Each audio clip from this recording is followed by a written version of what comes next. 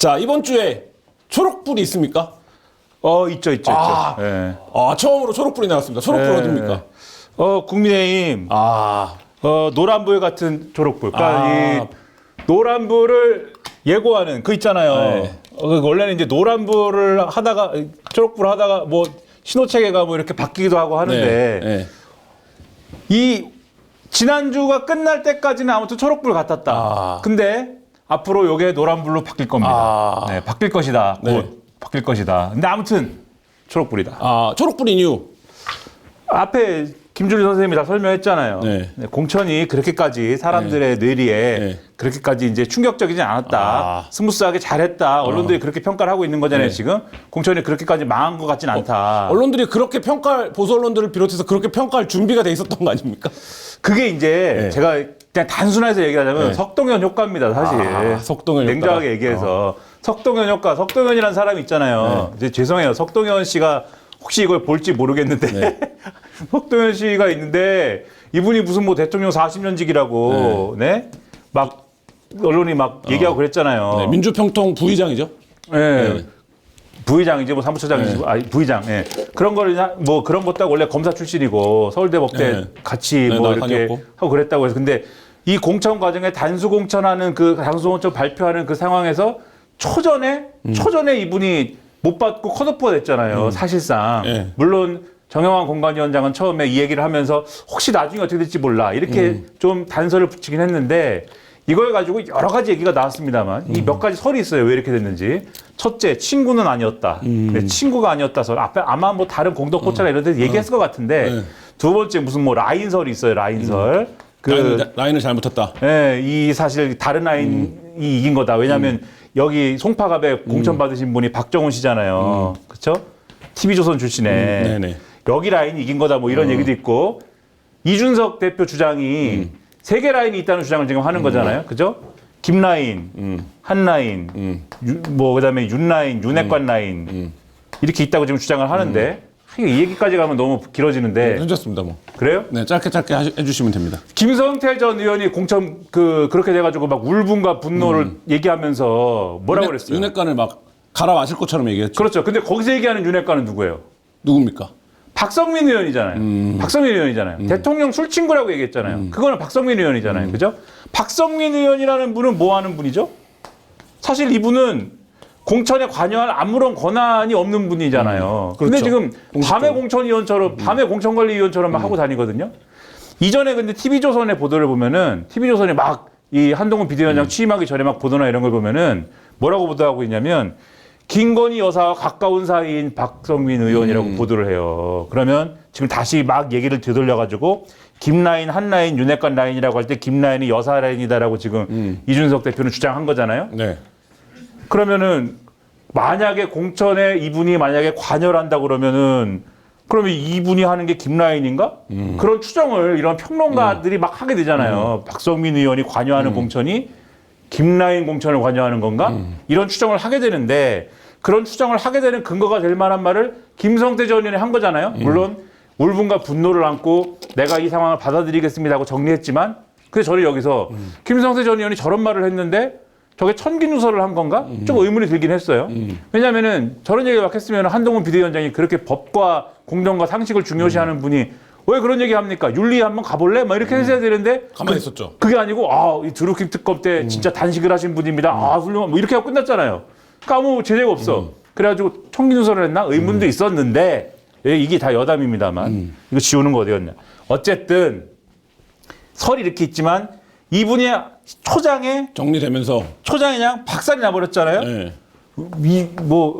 사실은 친구가 아니었다부터 시작해서 그러니까 공천 결과가 나와야 제가 이 자리에서도 한 3번 얘기했는데 공천 결과가 나와야 어떤 사람이 윤심 후보인지를 우리가 알아요.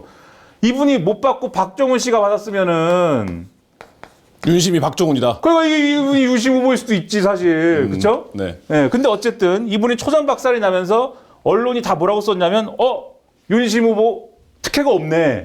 단수 공천을 안 받았는데 이렇게 쓰면서 그리고 대통령실에 출신 인사들이 단수공천을 안 받으면서 용해관 제로네 처음에. 뭐 20몇 명 받을 때. 그렇죠. 네. 그러면 이제 저 같은 사람들은 야 이거 되게 웃기다 언론 보도가. 왜냐면은 단수공천을 받으면 이상한 건데 이게 사실 단수공천을 막 이 대통령 그렇죠. 출신 인사들이 아무 그거 이외에 아무런 뭐 맥락도 없이 단수공천을 오히려 받았으면 이상한 건데 안 받았다고 그걸 이거 대단하다 국민의힘 이렇게 가는 게 이상한데. 그러니까 제가 말씀드린 게 그 포인트인데 당연한 건데 그거를 그러니까. 언론이 잘한다라고 하는 게 좋게 평가해줄 준비가 이미 돼 있었던 거 아닙니까? 그러니까요. 뭐 아무튼 막 그랬어요. 네. 그러고 나서 이제 초전에 그래버리니까 그 뒤에 예를 들면 전희경 전 비서관이 단수공천 의정부가 받아도 한 명 정도는 그렇죠. 한 명 정도는 이렇게 네. 간 거예요. 근데 그 다음에 또 예를 들면 그 다음에 사실 친윤 인사들이 단수공천 받은 거 있죠. 친윤 네, 누가 받았습니까? 윤한홍 의원 받았죠. 네, 그렇죠. 4대 윤핵관 중에 한 명. 네. 그렇죠? 윤한홍 의원 네. 받았죠. 그래서 또 누가 받았습니까? 주진우 김기현 체제에서 그 활약했던 박대출 의원 받았죠. 그죠? 네. 그다음에 또 사무총장 똑같이 했던 이만희 의원 받았죠. 지금 이 지역구 지금 난리 났죠 지금 막 그 공천 저기 단수 공천 못 받은 사람들이 막 항의하고 난리 났죠. 네, 그다음에 좀 개인적으로는 안 좋은 일도 있지만 정정식 의원 받았죠. 친윤 인사들이잖아요 다. 그리고 나가면 되는 지역구들이죠. 보통. 그렇죠. 편한 지역구들. 네. 애초에 아예 이런 지역구들은 아예 공천 신청 단계에서 정리를 하는 거예요. 이런 지역구들은. 예?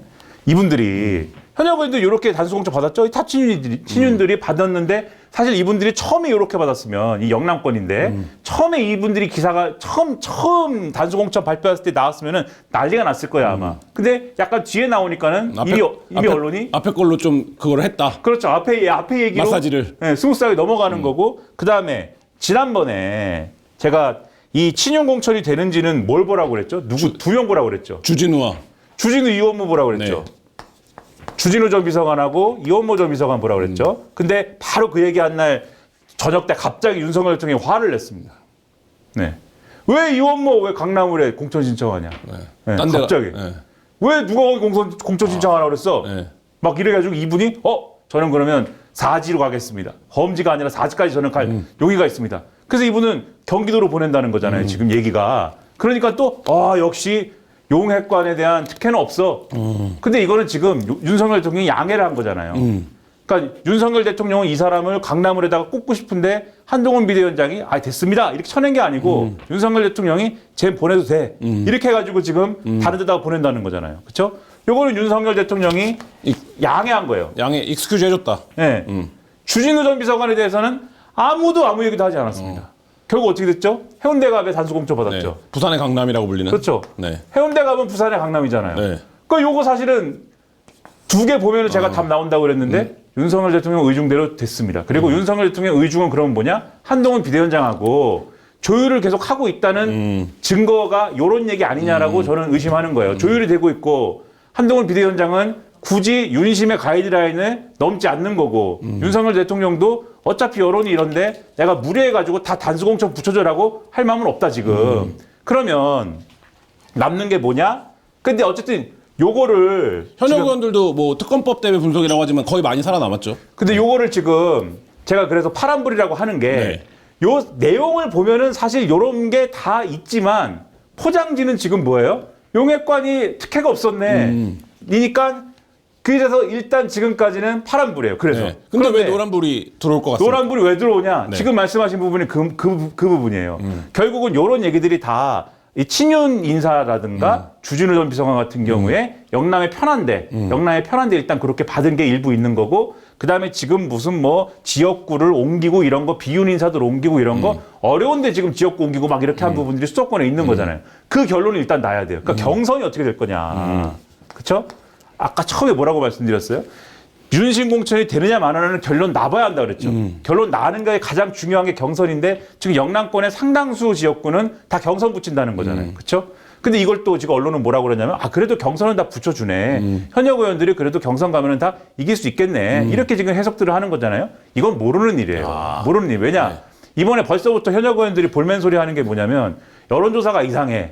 이 얘기를 하거든요, 지금. 여론조사 이상해. 왜 여론조사 왜 이상하냐. 지금 당 공천관리에서 적합도 조사하는데 이 얘기 안 했어요? 다른 안 데서? 했습니다. 네. 하시면 됩니다. 편하게 하시면 됩니다. 네, 네. 지금 재탕하면 재미가 없으니까. 아니요, 괜찮습니다. 네. 적합도 조사나 이런 걸 공천관리위원회에서 해가지고 현역 의원들 평가를 할 거 아니에요. 현역 의원 내지는 공천 신청한 사람들. 근데 현역 의원들 생각에는 이거는 현역 의원들과 그다음에 공천 신청한 사람들의 누가 더 이제 훌륭한 사람인가 이런 걸 평가해야 되는 것이기 때문에 여론조사 이렇게 해야 되는 거예요. 다음 중에 누가 출마해야 될까요? 그래서 뭐 1. 김환 국민의힘 소속의 2. 김민아 여기는 없지만 3. 송채경아 이렇게 해가지고 제일 훌륭한 사람 누굴까요? 라고 하는데 김환이 현역 의원이다 라고 하면은 사람들이 아무래도 김환 현역 의원이니까 인지도가 있으니까 김환 현역 의원 막 40% 나오고 그래서 나머지 둘은 현역 의원이 아니니까는 여기 20% 나오고 여기 20% 나오고 이래가지고 이게 그래가지고 김환 현역 의원님이 큰 차이로 지금 격차가 크네. 요런 여론조사를 해야 된다. 그게 이제 현역들의 주장이고. 현역들의 주장인데 지금 국민의힘 공관위가 했다는 여론조사 어떤 조사냐면 다음 중 누구 뽑겠습니까? 1.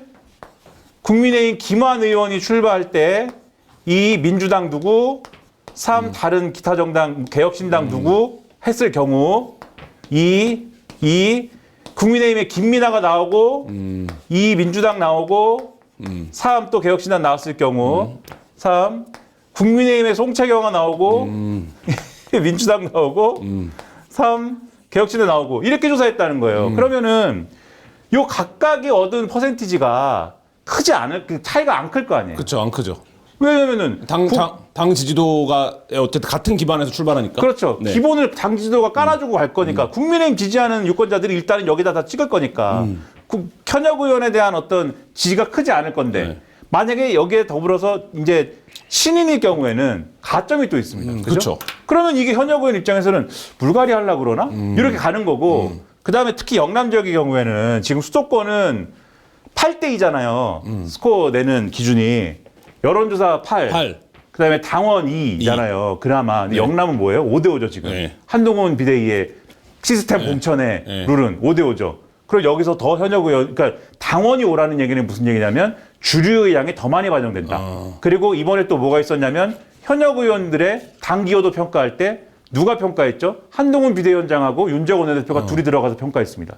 한동훈 비대위원장하고 윤석열 대통령이 서로 충돌 관계면 이게 한동훈 비대위원장이 현역 의원들 편을 막 들어주고 막 요약관 안 돼요 이럴 수도 있는데 앞서 제가 뭐라 그랬죠? 주진우 이혼모 하는 거 보니까 한 편이다 지금. 한편 이 협력 관계에서 조율되고 있는 거다라고 할 때 이거는 결국은 현역 의원들 컷오프 시키고 싶으면 컷오프가 아니라 경선에서 어쨌든 불리하게 가고 싶으면 불리하게 갈 수 있는 구조다. 그거까지를 봐야 국민의힘의 그 공천 관련된 최종 성적이 나온다. 이 얘기가 아마 다음 주부터 해가지고 막 얘기가 나올 거다. 다음 주, 이번 주부터 해가지고 다음 주까지 쭉 갈 거다. 그래서 오늘 조선일보를 보면은 제가 좋아하는 코너 팔면봉이라고 있습니다. 팔면봉.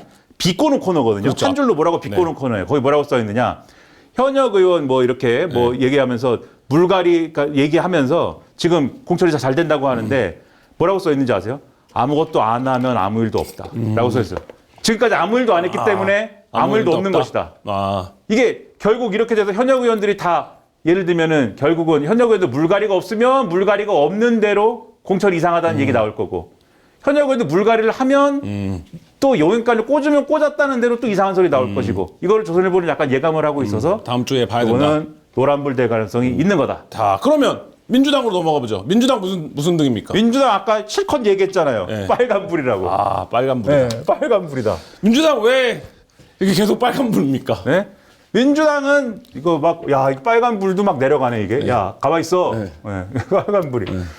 실컷 한겨레가 오늘 아침에 기사도 썼더만요. 한겨레가 민주당 관계자 멘트로 네. 이런 추세면 120석도 못 걸진다라는 네? 그런 얘기까지 썼더만요. 한겨레가. 이렇게 지지부진한 이유는 진짜 일각의 얘기대로 친명 공천하기 위해서 우리 뭐 혹시 과반 1등 못 하더라도 우리랑 가까운 사람, 당대표랑 가까운 사람들 다 공천 주자. 이게 주류에서 움직이고 있다고 보십니까?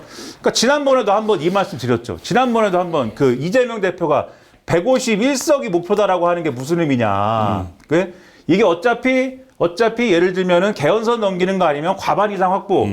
라고 하는 거는 큰 차이 없기 때문에 과반인상 확보에서는 151석이든 160석이든 170석이든 큰 차이 없기 때문에 그렇기 때문에 어쨌든 그 여력이 있으면 정권 심판론 타고 이 과반 이상을 확보할 수 있다는 여력이 있으면 그 여력의 일부분을 훼손하더라도 내가 대권에 다시 한번 갈 것이기 때문에 내 직계들로 국회의원들을 채우고 싶다라는 이런 게 작동하는 거 아니냐라는 의혹이 있는 거다 지금. 네. 그 얘기를 말씀드렸잖아요. 네네. 근데 이 맥락을 뒷받침하는 얘기가 계속 나오는 거예요. 그러니까 저는 예를 들면은 지금까지 역대 모든 이 대한민국이 성립된 이후에 역대 모든 공천은 제가 약간 비꼬아서 얘기하면 몇 가지 사례를 빼고는 다 공정했어요.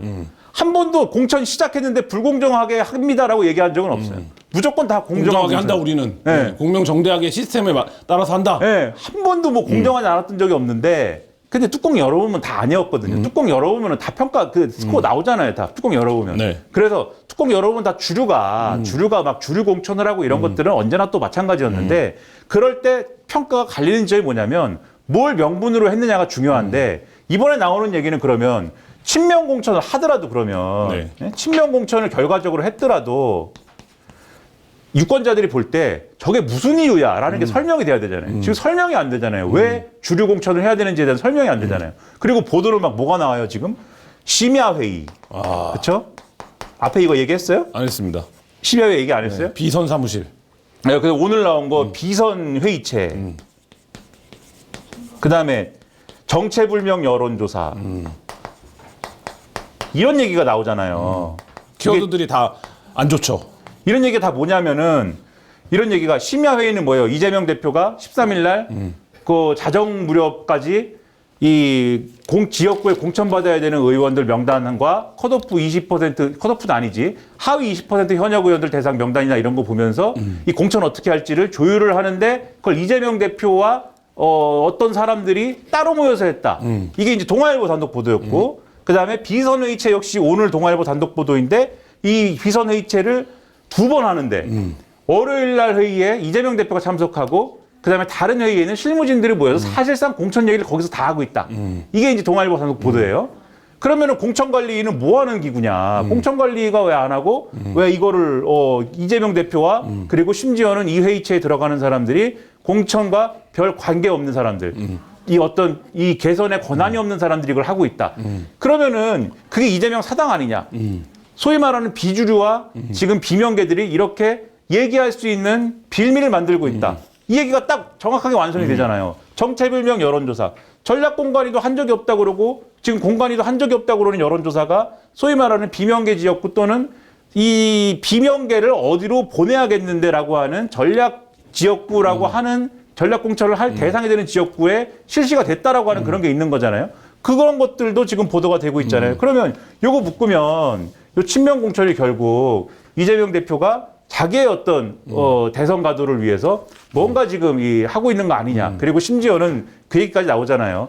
이 총선 끝나고 나서 당권 경쟁할 것인데 당권 경쟁까지 내다보고 이 당권 경쟁도 친명 위주로 가기 위해서 소위 말하는 친문들 내보내려고 하는 거 아니야. 이 얘기까지 하는 거잖아요. 지금 이런 얘기가 언론의 뭐 오버일 수도 있지만 그렇죠? 언론이 쓴다고 다 사실은 아니잖아요. 그죠? 오버일 수도 있지만 이런 얘기가 다 나오면 앞으로 공천 떨어지고 탈락하는 사람들이 있을 텐데 그런 얘기가 다 어떻게 되겠습니까? 엄청나게 많이 나오고 신문지상을 한 달 동안 다 뒤엎을 거 아니에요.